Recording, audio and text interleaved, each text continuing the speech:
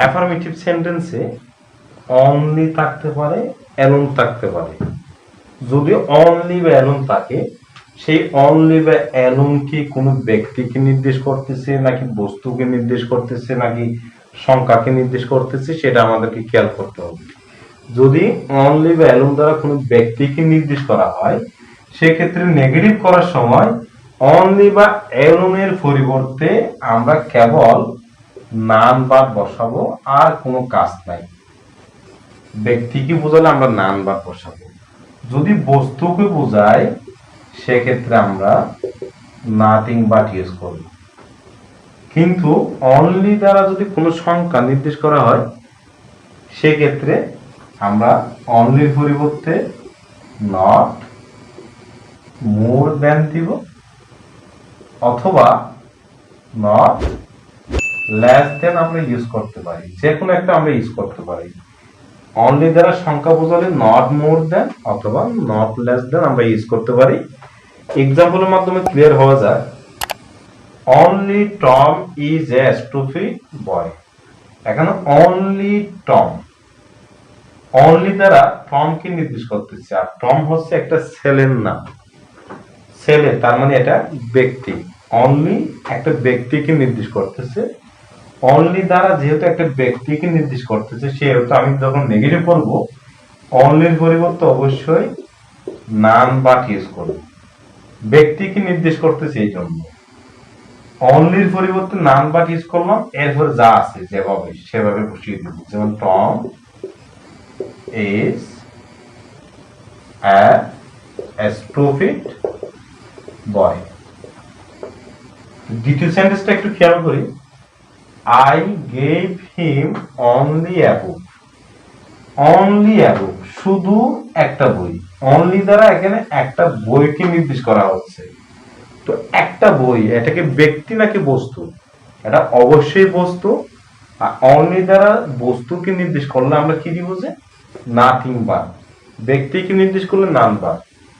এটা যদি আমি নেগেটিভ করি, তাহলে এইভাবে হবে I gave him। এই যে অনলি, অনলির পরিবর্তে যেহেতু বস্তুকে নির্দেশ করতেছে, এই জন্য আমরা এখানে নাথিং বাট ইউজ করব। তার যা আছে যেভাবে সেভাবে বসিয়ে দেব। শুধু অনলির পরিবর্তে নাথিং বাট, আগে যেরকম পরে যেরকম আমরা সেরকম রেখে দিছি। আর যদি অনলি দ্বারা কোন সংখ্যাকে নির্দেশ করে, তখন অনলির পরিবর্তে নট মোর দেন দিব অথবা নট লেস দেন দিব। অ্যাফার্মেটিভ সেন্টেন্সে যদি অলওয়েজ থাকে, আমরা নেগেটিভে অলওয়েজ এর পরিবর্তে নেভার বসাবো, আর সেখানে কোনো একটা শব্দের বিপরীত শব্দ আমরা বসাবো। যদি সামটাইমস থাকে অ্যাফার্মেটিভে, নেগেটিভে নট অলওয়েজ বসাতে হবে। একইভাবে মেনি থাকলে নট এ ফিউ, মাস থাকলে not a little. A few যদি থাকে, তখন ইউজ করবো আমরা নেগেটিভে নট মেনি। আবার এ লিটল যদি থাকে অ্যাফার্মেটিভে, তখন আমরা নেগেটিভ ইউজ করবো নট মাস। আমি একটা এক্সাম্পল দিই। She is always late. এই সেন্টেন্সটাতে অলওয়েজ আছে। অলওয়েজ থাকলে কি দিতে হবে? নেভার। তাহলে শি ইজ অলওয়েজ জায়গায় দিলাম নেভার। এরপর একটা বিপরীত শব্দ ইউজ করতে হবে।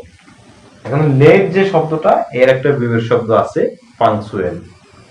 আমরা পাঞ্চুয়াল এখানে বসালাম, বিপরীত শব্দ বসিয়ে দিলাম। তাহলে অলওয়েজ ছিল বলে নেভার দিলাম, আর একটা বিপরীত শব্দ দেওয়ার কথা সেটাও দিলাম। এখন পারফেক্ট একটা নেগেটিভ সেন্টেন্স হয়ে গেছে। আরেকটি এক্সাম্পল আমি দিয়েছি এরকম, a day labourer is sometimes happy.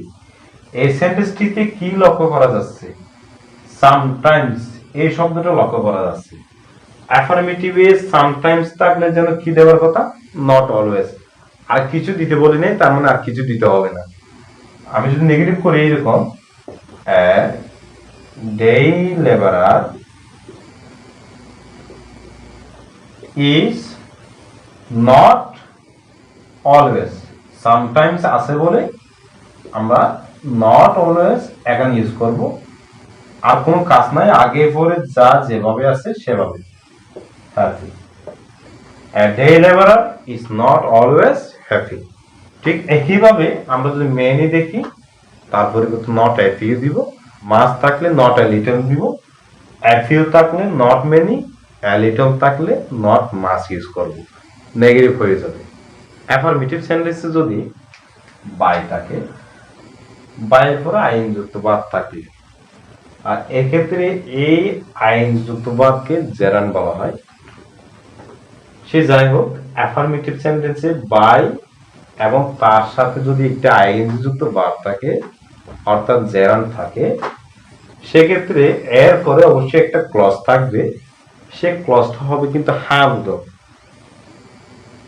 Affirmative সেন্টেন্সটা যদি এইরকম হয় বাই জেরান আর একটা হাবোধক ক্লজ, সেক্ষেত্রে আমরা যখন নেগেটিভ করব এই বাইটার পরিবর্তে আমরা উইথ আউট বসাবো, বাইকে তুলে দিয়ে উইদাউট বসাবো, এরপর বাইয়ের পরে যে আইনযুক্ত ভার্বটা উইদাউটের পরেও সেই আইনযুক্ত ভার্বটা বসিয়ে ওই যে হা উদক ক্লজটা ছিল সেটাকে না উদক করে দিব, শুধু নট যোগ করে, অর্থাৎ ক্লজটাকে নেগেটিভ ক্লজে পরিণত করব কি যোগ করে, নট যোগ করে। একটা এক্সাম্পল দিলে আরো বেশি ক্লিয়ার হবে। এই অ্যাফার্মেটিভ সেন্টেন্সে বাই আছে, এরপর একটা আইনযুক্ত ভার্ব আছে, এদিকে একটা ক্লজ আছে, এই ক্লজটা কিন্তু হ্যাঁ বুঝক, we can shine in life. যদি আমি নেগেটিভ করি বাইয়ের পরিবর্তে অবশ্যই উইদাউট দিব, আইনযুক্ত ভার্বটা বসিয়ে বা এগুলো বসিয়ে ওই যে ক্লজটা আছে এই ক্লজটাকে নেগেটিভ ক্লজে পরিণত করব। নেগেটিভ ক্লজ কিভাবে করব, অক্সিলারি ভার্বের পরে একটা নট ইউজ করব, নেগেটিভ হয়ে যাবে। তাহলে যা যেভাবে আছে এভাবে বসাই দিলাম। তাহলে আমি এখানে কাজ করলাম শুধু দুইটি, বাইয়ের পরিবর্তে দিলাম উইদাউট, আর হাবুতো ক্লজটাকে নট যোগ করে নেগেটিভ ক্লজে পরিণত করলাম, নেগেটিভ হয়ে গেছে। তো নেগেটিভ যদি আবার এরকম থাকে উইদাউট আইনযুক্ত বা নেগেটিভ ক্লজ, সেটাকে যদি আমরা অ্যাফার্মেটিভ করি উইদাউটের পরিবর্তে বাই দিব, আইনযুক্ত ভার্ব সহ সব বসিয়ে ওই নেগেটিভ ক্লজটাকে আর নেগেটিভ রাখবো না, তার মানে ওখান থেকে আমরা নটটা তুলে দিব, হাবুতো ক্লজে পরিণত করব। এরপরে আরেকটা নিয়ম আমরা দেখি, যদি অ্যাফার্মেটিভ সেন্টেন্সে টু ডট ডট টু অর্থাৎ টু আর টু থাকে, প্রথমটা টি ডাবল ও, দ্বিতীয়টা হচ্ছে টি ও, যদি এইরকম থাকে অ্যাফার্মেটিভ সেন্টেন্সে টু ডট ডট টু, সেক্ষেত্রে আমরা যখন নেগেটিভ করব প্রথম টু এর পরিবর্তে নেগেটিভে সু বসাবো, দ্বিতীয় টু এর পরিবর্তে নেগেটিভে দ্যাট বসাবো, অর্থাৎ টু ডট ডট টু কে সু ডট ডট দ্যাট এ পরিণত করব। এরপরে এখানে কিন্তু সাবজেক্ট থাকবে না, আমাদেরকে একটা সাবজেক্ট আনতে হবে। সাবজেক্ট কোনটা আনবো, শুরুর দিকে যে সাবজেক্ট আমরা পাবো সেই সাবজেক্টটাই এখানে আবার বসাবো, এরপরে ক্যান অথবা কোড দিয়ে নট ইউজ করব, তাহলে যা যেভাবে আছে সেভাবে বসিয়ে দিব। এখানে একটা বিষয় আছে, সেটা হচ্ছে ক্যান বা কোড যে দিব, ক্যান কখন দিব কোড কখন দিব।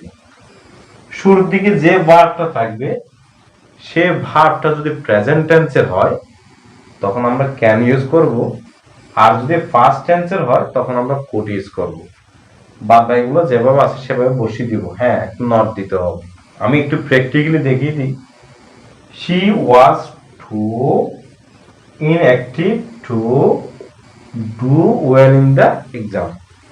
এই অ্যাফার্মেটিভ সেন্টেন্সে টু ডট ডট টু আছে, অর্থাৎ টু আর টু আছে। আমি যদি নেগেটিভ করি শি ওয়াজ, টু এর পরিবর্তে দিতে হবে সু, আর মাঝখানে যেটা আছে এটা আমরা চেঞ্জ করব না, দ্বিতীয় টু এর পরিবর্তে দিব আমরা দ্যাট। তার মানে এই টু এর জন্য দিলাম সো, এই টু এর জন্য দিলাম আমরা দ্যাট, এরপরে সাবজেক্ট দিতে হবে। সাবজেক্ট দিতে হবে কোনটা দিব আমরা, প্রথমে যে সাবজেক্টটা আছে সেটাই, কি আছে এখানে শি, সেই শি এখানে ইউজ করলাম। তারপরে ক্যান বা কুড ইউজ করব, প্রেজেন্ট টেন্স হলে ক্যান, ফার্স্ট টেন্স হলে কুড। এখানে যে ভার্বটা আছে ওয়াজ, এটা অবশ্যই ফার্স্ট টেন্সে আছে, তার মানে এখানে আমরা ইউজ করব কুড। তার নট দিয়ে যা আছে তা do well in the exam. এটা যদি ইজ হতো মানে প্রেজেন্ট টেন্স হতো, আমরা এখানে কোড না দিয়ে ক্যান দিতাম। এখন যে নিয়মটা আমি আলোচনা করব এটা একটু কঠিন, একটু বুঝতে হবে মনোযোগ সহকারে, আর সবাই নোট করে নেবেন। অ্যাফার্মেটিভ সেন্টেন্সে অনেক সময় অ্যাজ সুন অ্যাজ দেখা যায়, অর্থাৎ অ্যাফার্মেটিভে যদি আমরা অ্যাজ সুন অ্যাজ দেখতে পাই তখন নেগেটিভটা কিভাবে করব আমি একটু বুঝিয়ে বলি। অ্যাফার্মেটিভ সেন্টেন্সটিতে অ্যাজ সুন অ্যাজ থাকলে এরপরে যে ক্লজটা থাকবে অর্থাৎ সাবজেক্ট ভার্ব, সে ভার্বটা কিন্তু সচরাচর বি2 হয়, এটা বি1ও হতে পারে। এরপরে আরেকটা ক্লজ এখানে থাকবে। আমি যখন নেগেটিভ বলবো অ্যাজ সুন অ্যাজ এর পরিবর্তে নো সোনা হ্যাভ বসাবো, তাহলে অ্যাজ সুন অ্যাজ এর পরিবর্তে নেগেটিভ আমরা কি বসাবো? No sooner had. তারপরে সাবজেক্ট দিয়ে এখানে যে ভার্বটা বি2 তে আছে ফার্স্ট ফর্মে, সে ভার্বটাকে আমরা ভি3 করে দিব, অর্থাৎ ফার্স্ট পার্টিসিপল ফর্ম করে দিব। এরপর কমার জায়গায় এখানে যে কমাটা আছে দুই ক্লজের মাঝখানে, এই কমাটা তুলে দিয়ে এখানে দেন দিব। তারপরে যে ক্লজটা আছে সেই ক্লজটা যেভাবে আছে সেভাবে আমরা বসিয়ে দিব।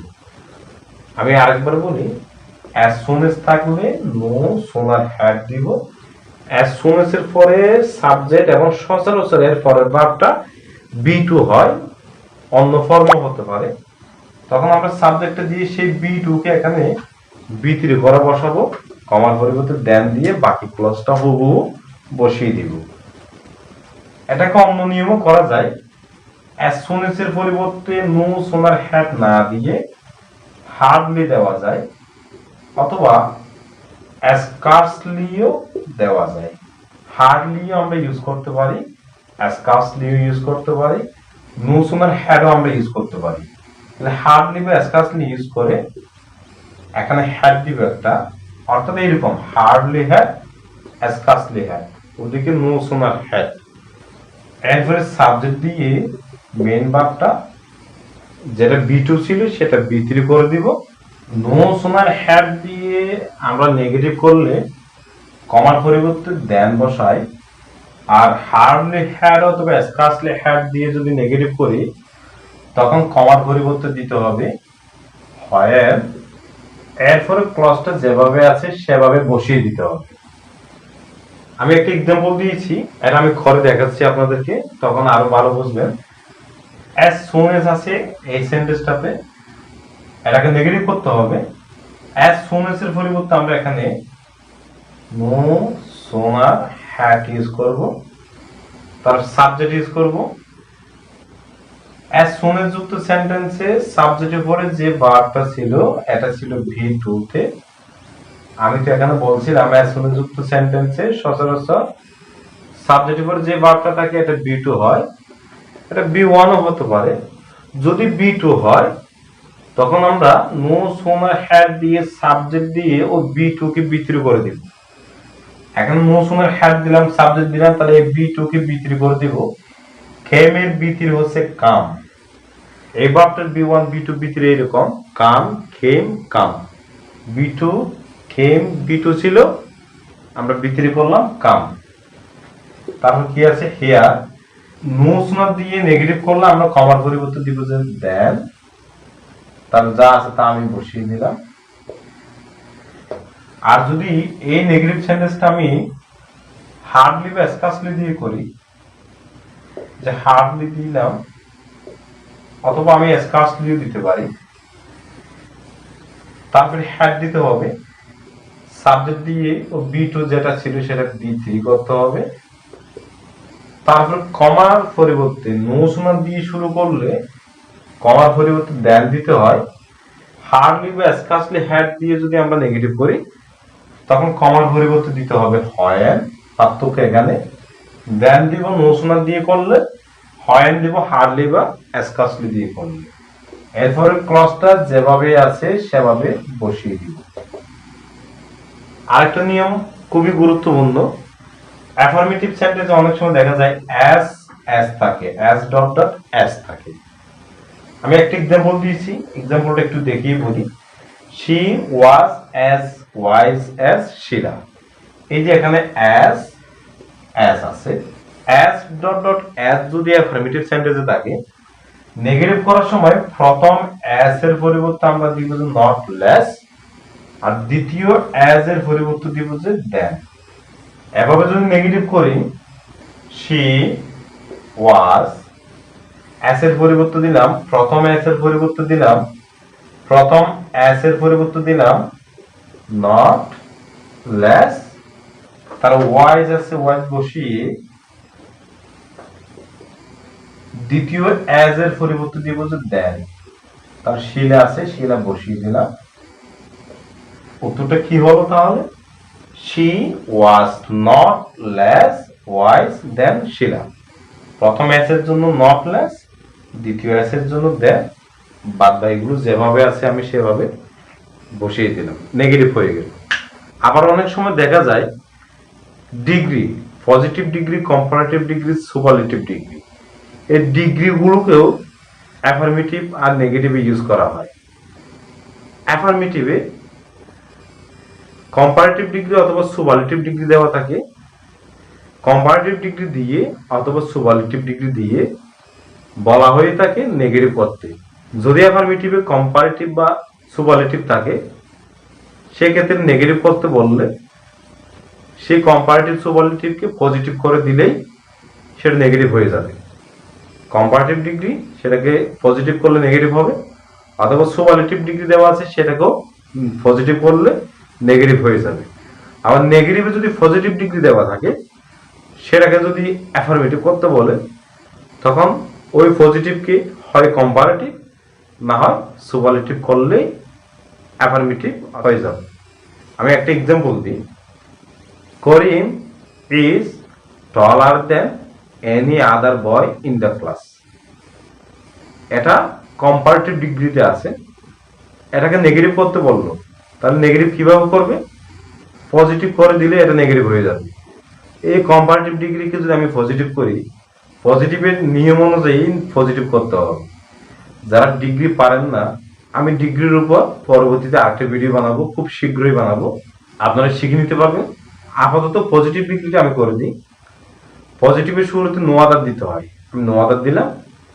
এরপরে শেষে শব্দগুলো আমি বসিয়ে দিব, বয় ইন দ্য ক্লাস, তারপরে বাপটা দিব ইজ, এরপরে অ্যাজ দিব, তারপরে যেটা টল ছিল কম্পারেটিভ ফর্ম সেটাকে পজিটিভ ফর্ম করে দিব টল, এরপরে আবার অ্যাজ দিয়ে সাবজেক্টটা বসিয়ে দিব Karim. No other boy in the class is as tall as Karim. Comparative কি ছিল? Karim is taller than any other boy in the class. এটাকে পজিটিভ করে দিলাম, এখন এটা নেগেটিভে পরিণত হয়ে গেছে। সবার সুস্বাস্থ্য কামনা করে আমি এই ভিডিওটা এখানে শেষ করতেছি। ভালো থাকবেন, আল্লাহ হাফেজ।